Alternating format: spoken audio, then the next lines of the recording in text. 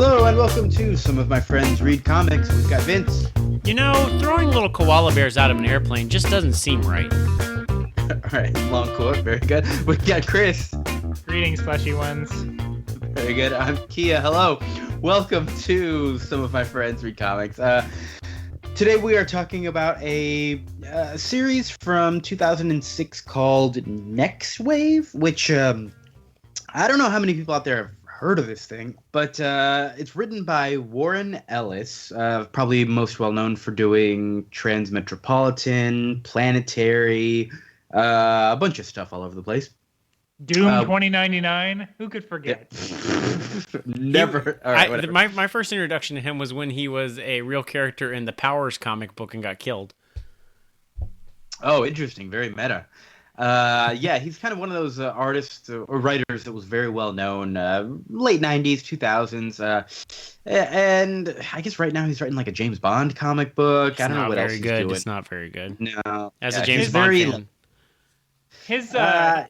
His Marvel stuff that he did recently was really good. His Moon Knight, very good. Oh, did he do the recent Moon Knight? He did some good done-in-one issues of Dark Avengers right before Nick Spencer took over. Yeah, Secret Avengers. Secret Avengers, I'm sorry. Thank you. Yeah, I like him. Get it right. I like him a lot as a writer. He did a lot of like Ultimate Universe stuff as well, and he tends to have very like anti-government, very anarchist sort of views on things, but not always in a way that's very like interesting to read about. I think I sometimes find myself souring on him, but when it's fun like it is in Nextwave, it's great. Like he just kind of goes on a roll and has a blast with it. Anyways, we'll get into Warren Ellis art. And he's definitely known for having a very specific type of British smoking character that he puts in every comic somehow. Yeah, exactly. This guy. Art is also done by Stuart Immonen, who I really like his style a lot. What else have I read by him? He's just one of these guys who's been, done a little bit of everything here. It has a very Saturday morning cartoon kind of feel to it without being like, while still feeling like a comic book, if that makes sense. Did he do Fear Itself? He did. It was the best thing about Fear Itself. Yeah, he did that. He did All New X-Men recently with Bendis, right? Mm-hmm. He's a great artist. Like my introduction to him was either Nextwave or right before this with Warren Ellis's Ultimate Nightmare Secret Extinction, one of those ones. He did the art for that. Yeah. He also did the art for Superman Secret Identity, which is a Superman miniseries I really like. Oh shit, that's got to be on the list. I remember that one's great. Yeah. He's a great artist, and like everything about this book, his art is great in this book. I really enjoy it. Mm-hmm. Mm-hmm. And this is really, I think it's kind of where he starts to get noticed, because he had done a lot of kind of not so prominent work as just kind of like a fill-in or like 3 or 4 issues here and there. But Nextwave, he did all of it, and it's great. Yeah, it's really wonderful. And I guess we should kind of talk about what Nextwave is, because it's not really one of those names that you really remember, like in the world of comic books. It's not a big thing, never been a TV show. Really, it's just been this 12-issue miniseries, right? It's never come back anywhere else that I know of. Actually, I was doing some research. They were in Marvel Zombies versus Army of Darkness, and they were eaten by the Power Pack. Okay. What? Oh, wait, Power Pack. We remember them. But yeah, so this was like it started out as a series, got I think canceled after 12 issues. I don't know if it's for sales or whatever, but it just sort of 12 issues on their own. We're just talking about the first 6 here today. Basically, Stuart Immonen, based on the sales figures, they're like, well, we can't keep paying him what we're paying him. And so Warren Ellis was like, then the book is done. Yeah, that's smart. And it's it is a Marvel comic book, and it is based on a lot of these Marvel characters with a few new creations, but it's hard to say if it does take place within the Marvel universe or not. Based on like interviews and stuff, when it was first coming out, they were like, no, it's too crazy and zany, and so it doesn't really fit in with their style, and I don't want to be, tied into their canon. But more recently, it sounds like other stuff has been referencing it just to say, I guess it's become popular, sort of a cult classic at this point almost, as much as something from 10 years ago can be a cult classic, And so I think it's been brought into the canon with little like winks like, oh, your memory was fucked up, that's why you don't remember it as well, or, stuff like that. So it doesn't really matter because I kind of liken it to something like Teen Titans Go, where it's just kind of like a silly version of everything that you already know and love, but with other additions that were just kind of weird. And again, it's very fast paced, very action heavy, and very silly and fun. Right. Yeah, it's very fast and loose with continuity, but at the same time, there's a few little things where you're like, that actually is what happened, and that's weird. Right. Because like we'll get into the whole members of the team later, but the leader is Monica Rambeau she was in the Avengers in our last episode. She's been the leader of the Avengers at some point, used to go by Captain Marvel, used to go by Photon. I think right now she's going by Spectrum in the Marvel Universe. But in this book, she just calls herself Monica Rambeau, kind of ignores the code name thing. And yeah, she's kind of like the biggest tie to the real world because she's always talking about the Avengers, and there's all these silly flashbacks going on throughout it where like Captain America's a jerk to her, but that's kind of her characterization where she's always referring to how, I used to be with the Avengers, blah, blah, blah. And like, shut up about the Avengers already. Come on, get over it. But yeah, it's a lot of fun. And this whole team has been brought together by this organization that's kind of a parody of S.H.I.E.L.D. They are H.A.T.E, H-A.T.E, the highest anti-terrorism effort. I really like that acronym. And their leader, Dirk Anger, is just, boy, how would you describe this guy? Definitely a parody of Nick Fury, for sure. He's a parody of Nick Fury, but sometimes he cross-dresses, and he's always trying to kill himself. Yeah. Hilarious ways. I mean... He's basically a Venture Brothers character, is what we're dealing with here. This whole book is a fucking Venture Brothers comic. Yeah, it doesn't feel very Venture Brothers. When did Venture Brothers come out? I think it right was around this out. time. I think it was around this time. Yeah, Venture Brothers is hard to figure out because it's only had like 6 seasons over the last like 13 years. Yeah, I think season 2 was probably wrapping right around this time. Yeah, it does have that similar sort of feel to it for sure. Where it is kind of a parody and also an homage at the same time. Like it's very fun. And so anyways, this organization, H.A.T.E, has brought together this group Nextwave. I don't even know how. Like, this book really just throws you in. Like, this team already exists. They're bickering and bantering with each other. And, like, first thing that happens is they realize, H.A.T.E is evil. And they start, kind of going rogue and just doing what needs to be done. This big dragon, Fin Fang Foom, I love him. He's great. Has been set loose by some experiments. Well, because the book is hard to follow because, like, by the time the book already starts, Nextwave has already rebelled against H.A.T.E that they used to work for. Right. Like, it happened so fast that I didn't even realize it happened until the recap on the next page, It was just like, go, go, go. I was like, okay, I didn't really realize they were rebelling because they were just fighting a big dragon. I didn't realize they were... Before they thought they were working for a government organization and that their sponsors were actually a Hydra-esque terrorist organization. And so they rebelled, but this all kind of happened like before the book started. So you're just kind of thrown in. Right. And H.A.T.E or Beyond is the company that they work with, is like digging for unusual weapons of mass destruction.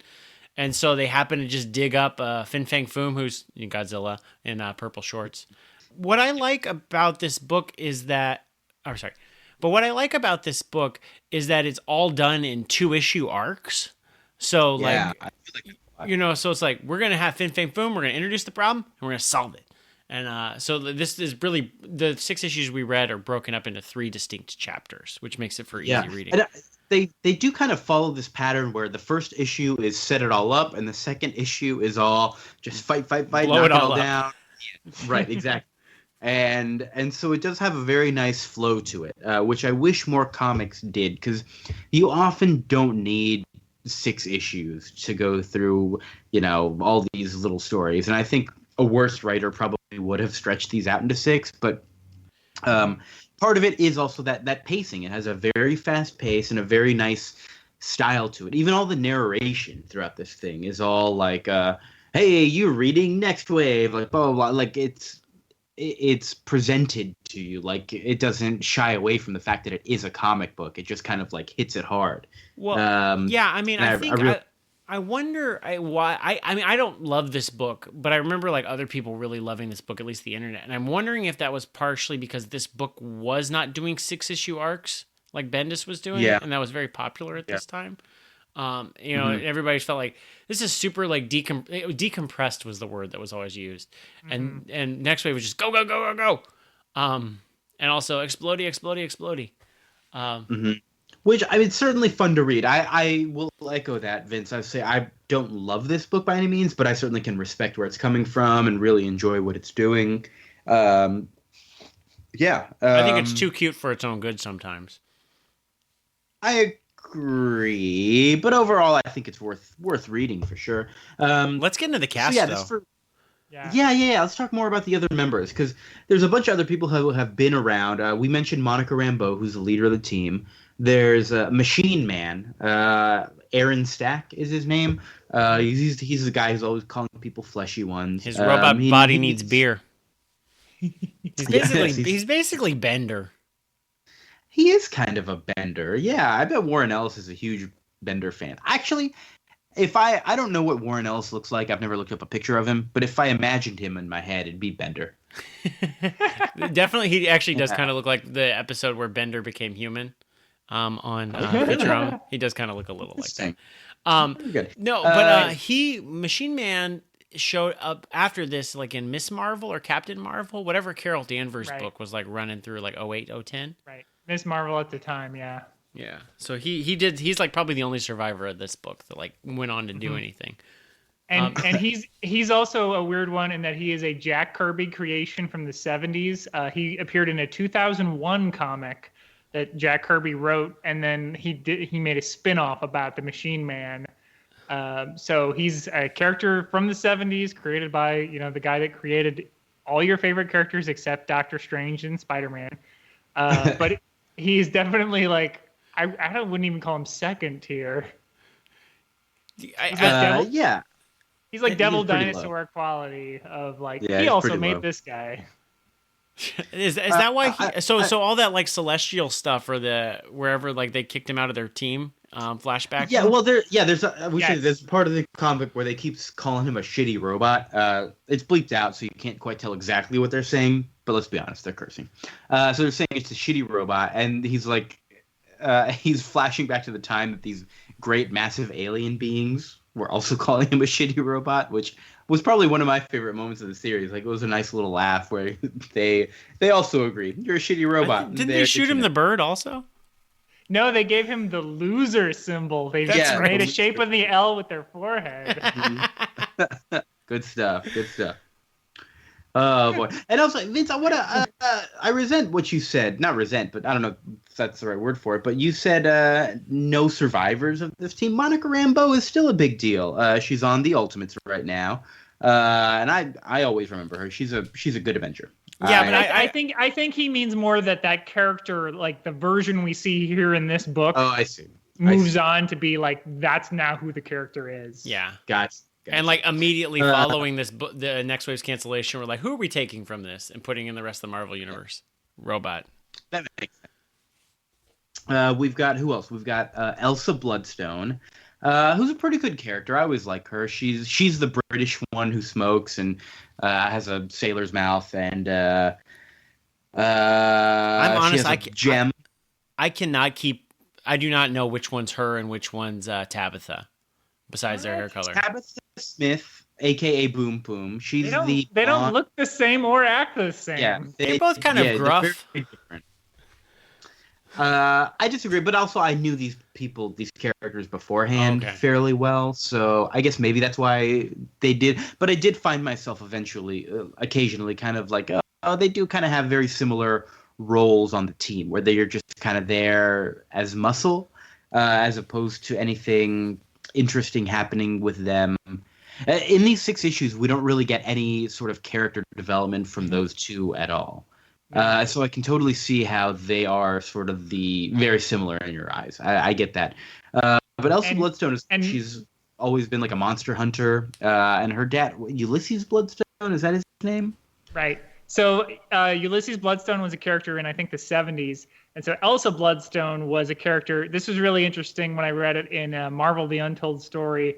The I guess CEO or president of Marvel at the time loved Buffy the Vampire Slayer in like 2002. And so he's like, make Buffy comics. And so Oh. they made a Bloodstone miniseries with Elsa replacing Ulysses. And then I don't know, they said there were two others that they had pitched, but I know that's one of the ones that actually got made, where they're like, make things like Buffy. Interesting. Yeah, there was a really good miniseries with her recently during the big Secret Wars event where she's just kind of on her own. But like the zombie head of her father is there, like telling her she's doing everything wrong. Like it's a really weird comic, but I really enjoyed it. So yeah, she's a neat character. I like her a lot. And then the other one we mentioned, Tabitha Smith, aka Boom Boom. She used to be a member of X-Force. She's a mutant who can make things explode. And that's pretty much it. And that's pretty much all she does in this comic. She was basically 80s Jubilee before Jubilee took her job. Yeah, that's pretty much it. And I guess nowadays it's Negasonic Teenage Warhead that everybody loves because of the Deadpool movie. But they're pretty much all the same type of character. Make fire, make things explode. That's it. Hang out at the mall. Yeah.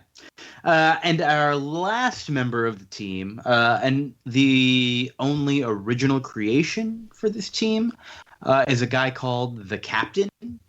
Captain C and you word. can definitely tell. Yeah, Captain. Wait, is it Captain C word? It's bleeped out. I thought it was F word. Yeah, I thought it was F word. It's all bleeped out. It's a 4-letter curse word. So Captain curse word, whatever. But then he changed it to just the Captain. Because Captain America beat him up and made him wash his mouth out with soap because he didn't like his name. Mm-hmm. I think it was Captain C word for the invented. alliteration. So I don't think he's that smart.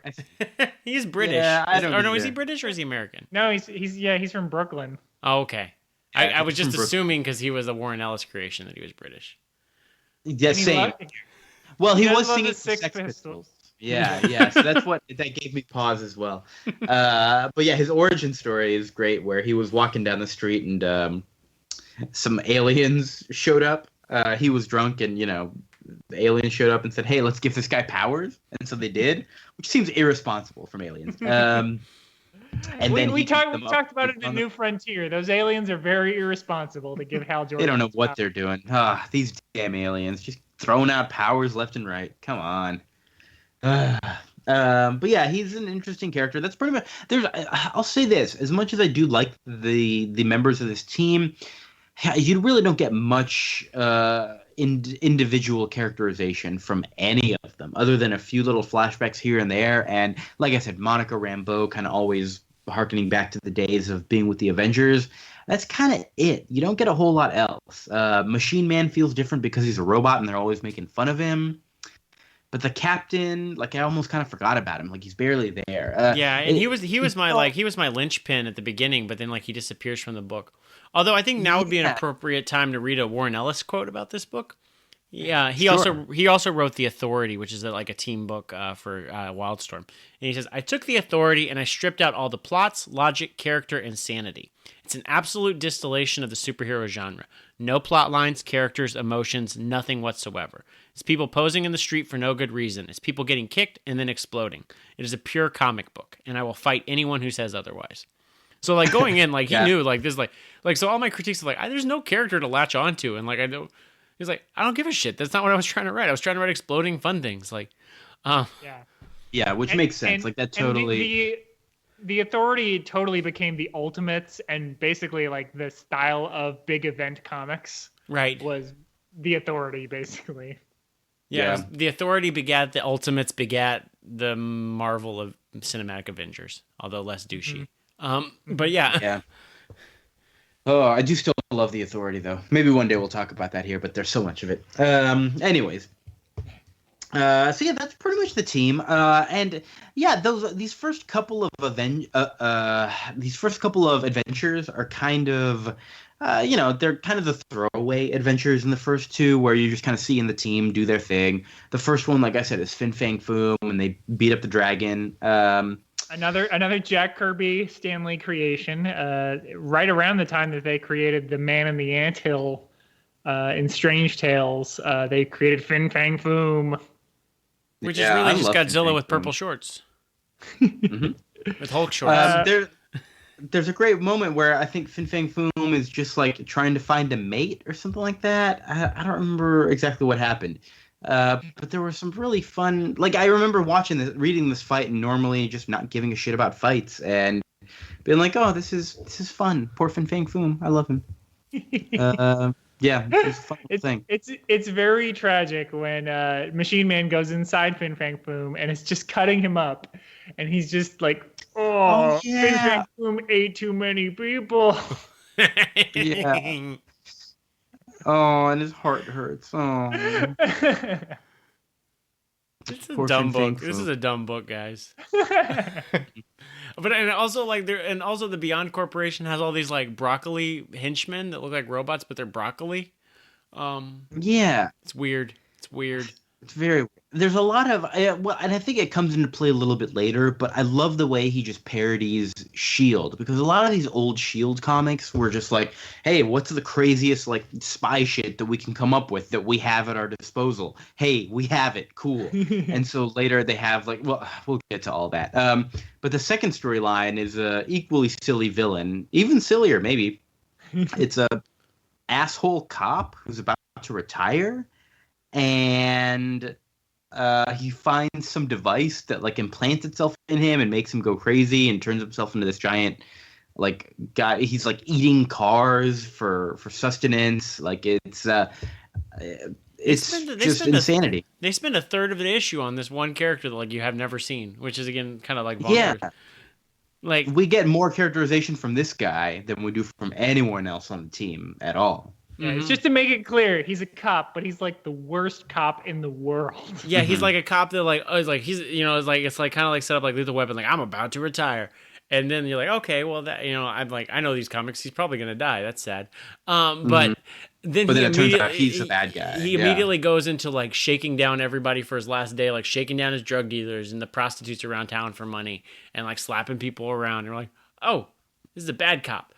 And then But then the broccoli people, Chris, did you notice the broccoli people made a Faster Pussycat Kill Kill reference? I did. I mean, they literally just say those words, so it's hard to miss. Yeah. Chris covered that movie on Your Stupid Minds, which is the only reason I know that movie exists.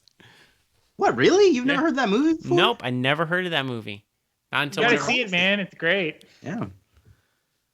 Good stuff. So they fight this cop. There's one point where he turns into a giant, like, super robot, like, kind of, Voltron style, for no reason whatsoever, but other than because it's cool. The art's great on it. And it is great.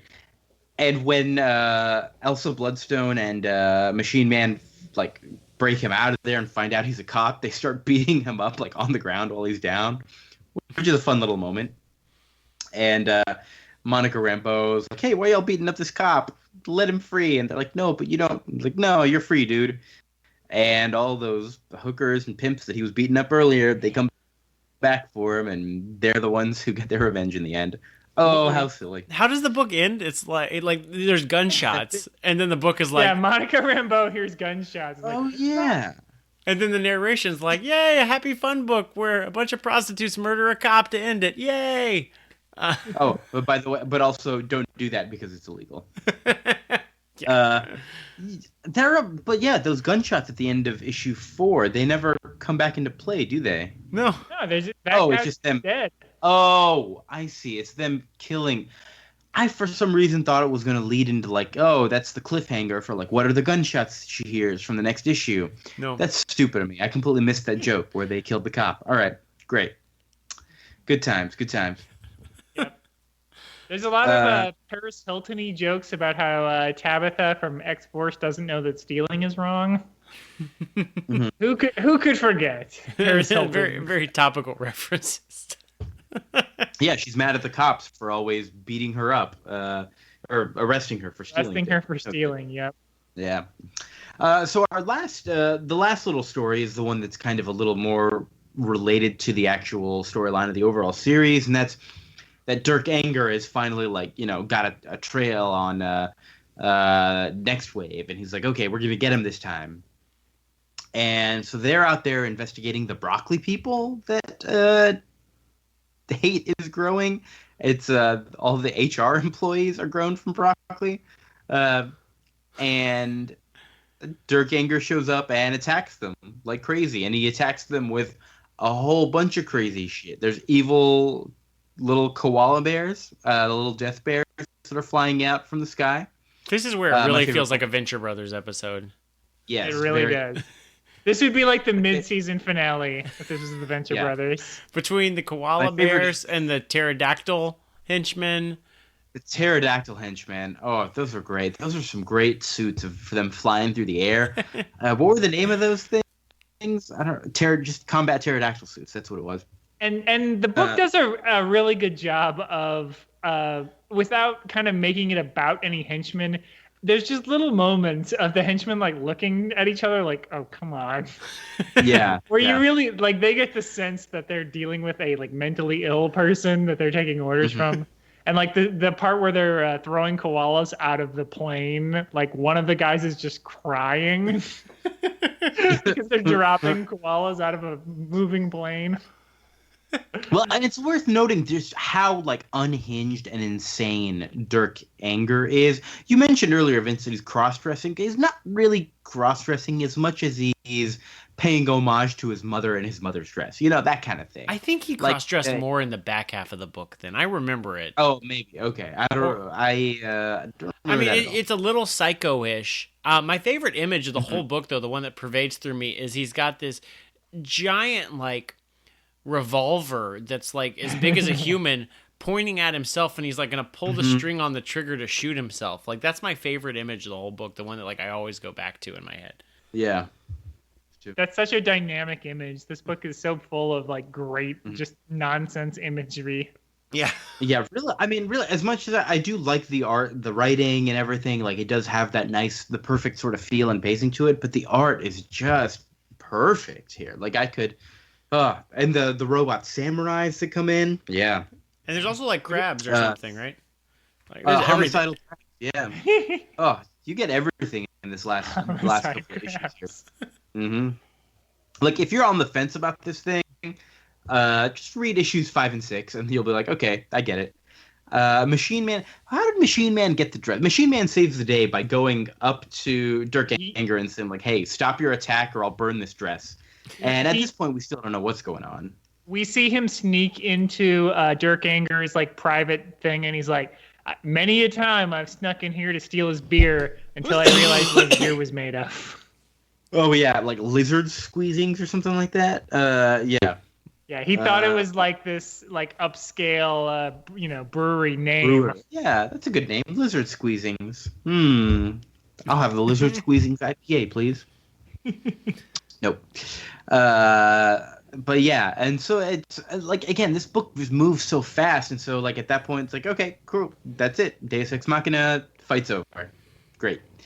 And issue ends with Dirk Anger in his mother's dress, saying, "Oh, it's all right, mother, it's all right." It's beautiful. Machine Man in a bra because it's hilarious that robots wear. Oh yeah. Machine Man just like stole a bra and just like wears it, and that's it. Oh, it's a crazy fucking robot.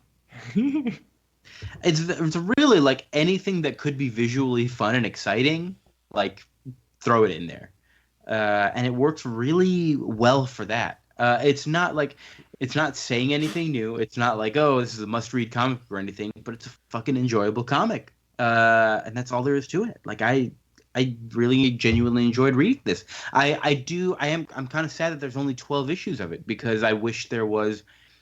I feel like there's something like this should exist always. I feel sad that there's not always a comic like this. Yeah. So it sounds like you're going to finish this out. Oh, is there any? Yeah, I kind of feel like it. There's not a whole lot of plot here, so it's hard to keep going. Yeah. Yeah. And it's such a quick read too. I mean, you can spend some time looking at it, but there's not a lot of text to slow you down. Yeah, there's like pages at a time where it's just like go go go go go, and like tons of action. Like the part where they're fighting the samurai robots in particular. I remember like, oh, okay, we're just going at it, cool. And I'm okay with that. Like, I like it when a writer can just say, all right, I don't need to overload this thing with text. I don't need to explain exactly how I'm beating up this guy. We just know that I'm doing it. Like that's enough. And I wish more writers would do that. Yeah, Ellis was really experimenting in this era because he was also doing like 16-page comics for like Image, like Fell, if you remember at this time. Like he was doing like Yeah, it was like done in one stories that were like I want to say 16 pages, maybe $1, maybe $1.99, not like $2.99 like most comics were at the time. Like he was really fucking with the format, which I really was like appreciating at that time. I do remember Phil. I think I bought Phil. I barely remember it at all, though. I'd have to reread that. Yeah. But yeah, it feels like Warren Ellis without feeling like Warren Ellis, because it does feel like he's trying something very different, but it's also hard for him to get away from that very distinct British anarchist style of his. And so it's a nice, it kind of stands out on its own. And I gotta say, I haven't really read another comic book like this. I can't think of, other than the TV shows we mentioned, like Teen Titans Go, Venture Brothers, like that style of just like having fun with the format. I can't think of any comic books that really do it the same way that he's doing it here. Can you guys think of anything like just super action heavy? I don't know. Yeah, I mean it's a hard genre because it's like action comedy.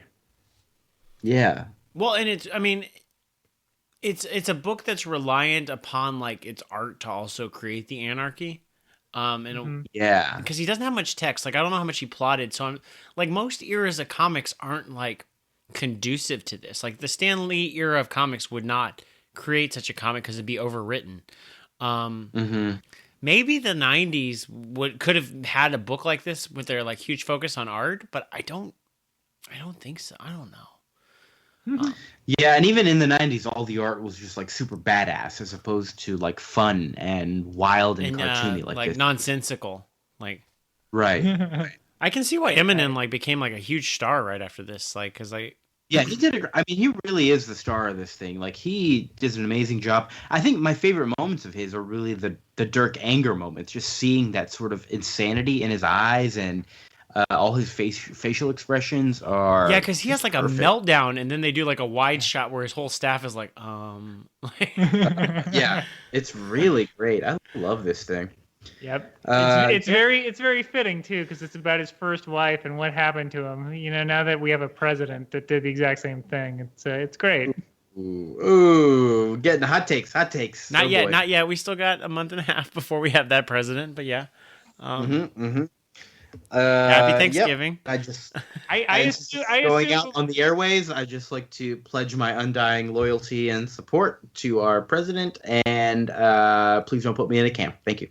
I assume before he realized that everyone was listening, he was about to talk about the bald spot surgery that he had before. Oh, Dirk Anger. I see what you're doing here. Yeah. Anyways, Emperor Trump hasn't killed this podcast yet. This book is a lot of fun. I really like it. And again, I'm in the unique situation where like when it makes a reference to the Eternals or the Celestials or whatever, I'm like, oh, I get this. This is somewhat accurate. But at the same time, all the references they make to the Marvel Universe on the whole, like, are always really fun while still being like fairly accurate. I really enjoy the way they do it. Yeah. There's little things like when Monica, as a child, blasts a dog, and I'm like, she didn't have powers as a child. Come on, Warren Ellis. Like I bet he flipped a coin and was like, "How many nerds are really gonna care about this?" I'm sure he did. I'm sure he didn't even know that Warren Ellis, somewhat famously, was like, "Hey, everyone on Twitter, did you know that Marvel has a character that turns into a robot? They call him Darkhawk." Yeah, and the whole internet was like, "Yeah, we do know. It's called Darkhawk. It's pretty cool." I remember he that. had never heard of it, and it's just like, because he swallows a rock and turns into a robot or something. Is that how Warren Ellis thought? He wears an amulet. Yes. Of course. I don't think I know who this guy is. Darkhawk? I know Nighthawk. He's like a kid that turns into a robot. I think he was in the Runaways Losers arc. He was. He might have been in Maximum Carnage too. I think everyone was in that. Oh boy. All right. There's also a Nextwave theme song, Kia. I don't know. There is. The lyrics are in the back of the first issue, and it said go online to check it out here. And I that link is dead. That link is dead. Thinking now it would probably be dead, right? But it's on YouTube, and it's not very good. Say, lives on YouTube. Yeah. Can we put it in at the end of this episode? Oh, we will. It's by Nick Lowe, who is not like a explodey badass songwriter by any stretch of the imagination. Yeah, I was reading the lyrics and I was like, if this is a song, I can't even. Okay, cool. It doesn't flow right for me, but that's okay. I would not have let Nick Lowe write this song. I like Nick Lowe, but he's not the right type of person to write an explodey song. I don't know who Nick Lowe is. He's a quiet British singer. He has a pretty good Christmas album from last year. Yeah, he's been on Comedy Bang Bang a few times, I want to say. Oh, well, that's good. Yeah, he's doing. Nick Lowe's doing all right for himself. I actually, if I could say, I also want to give a shout out to the Aquabats, because this kind of feels like with a theme song. Like, man, I fucking love the Aquabats, and I love their TV show because they're just like silly fucking superheroes running around saving the day.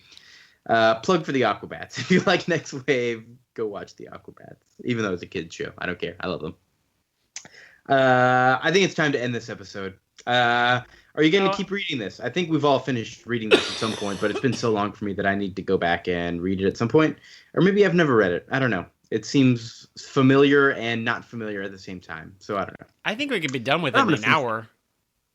Yeah, exactly. I'm like, might as well. I've got it all here. Might as well finish reading it. Because it's got a funny cover for the for issue 11, their Civil War not tie-in.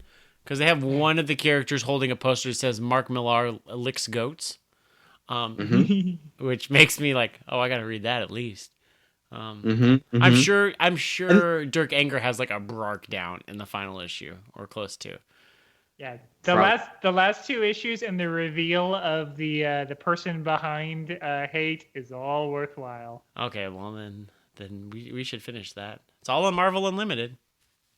It's all I've hinted to his identity in this very podcast. Ooh, listener, did you pick up on the clue? Did you pick up on the clue? You'll have to listen to this episode twice. Murderer was one of us. Who did Chris mention before in the podcast? He was talking about. It was Jack Kirby. It was Jack Kirby. Oh no! All right. So I think that's it for this episode. Join us next time. We're going to talk about. I was going to say, since I'm disqualified from rereading this, I feel like I've read this a lot of times. But if you like this and you want a book that's a little bit more serious, but also changes in tone, references pop culture and other formats of comics, check out Planetary, because that's Warren Ellis's, I would say, best work. It's not his most famous, but I would say it's the best thing he's done. I think I want to agree with you. I've read it and I always really enjoyed Planetary, but I also worry that it's one of the first Warren Ellis things I've read, and so I'm like, do I really like that? So maybe I have to go back and reread it. I need to read that, actually having an understanding of comic book history, because I think you have to understand what he's trying to do with comic book history to appreciate it. It really helps. Yeah, it's a lot of fun even without that, but yeah. And his Authority run is good too. His Authority run is great. I really love the Authority. Man, I love everything he did for Wildstorm. I know Wildstorm was a very 90s sort of universe creation where it's sort of like muscles and guns and Jim Lee and but the stuff that they put out, that Warren Ellis and Grant Morrison and Mark Millar did with them, I kind of really, really enjoy what they were trying to do. I don't know. We'll get into that at some point in the future with some Wildstorm universe stuff. But I think let's close the book on Nextwave now and start talking about our next episode. We're going to talk about some DC stuff. How about some Robin, huh? Been a while since we talked about Robin. I don't think we've ever really put him in the forefront, have we? We had Teen Titans, but we're talking about a different Robin this time. We are talking about a different Robin. We are talking about a little miniseries from 2001, called Robin Year One, just like Batman Year One. But it has a totally different creative team. We've got Chuck Dixon and Scott Beatty writing, and Javier Pulido and Marcos Martin on art. Marcus Martin from the Doctor Strange miniseries we just did on our last episode. So we'll be talking about him again. And it's Robin Tim Drake, right? Yes. Actually, I think it might be Dick Grayson. We'll see. Is it? Is it Dick Grayson? I don't know. I can't. It is. You're right. It is. Because it tied in with the Batgirl Year One. I'm sorry. So it's the first Robin, Dick Grayson. Because Chuck Dixon also did a Nightwing Year One, like a few years later also. Very confusing. It is very confusing. Interesting. So there have been a million Robins at this point. I think there was a recent miniseries or a series that DC put out called We Are Robin, which was just like a bunch of people on the street like stepping up to support Batman, and they were all dressing up as Robin, which I thought was like a really cool idea for a series, or maybe something to that effect. I didn't read it, but I meant to. So maybe we'll talk about that. Maybe I'll check it out and report back. But yeah, for right now, just Robin Year One from 2001. Should be fun. Other than that, you guys have anything else you want to say before we sign off? No, I don't. Chris, nope. You're good. Chris, just, are you dead? Kick things until they explode. My robot body needs beer. Very good. Very good. Well, for Vince and Chris and myself, Kia, thank you so much for listening. We'll see you next time on Some of My Friends Read Comics. Subscribe, that whole thing, blah, blah, blah, social media. The end. We're out of here. Bye. Good night. No, it's not. The motherfucker is exploding. Nextwave.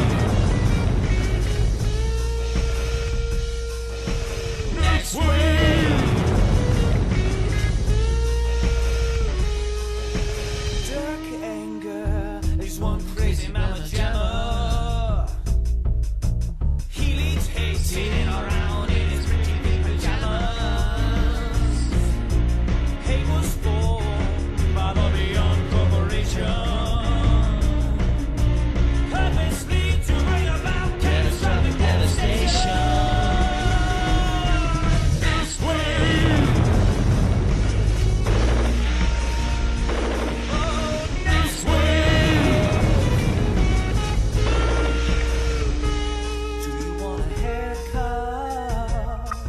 The Beyond Corporation's gonna help you out. Need a toothbrush. The Beyond Corporation's got an extra one. Do you have a stepson? The Beyond Corporation's gonna rub him out. Do you see a monster or a pirate?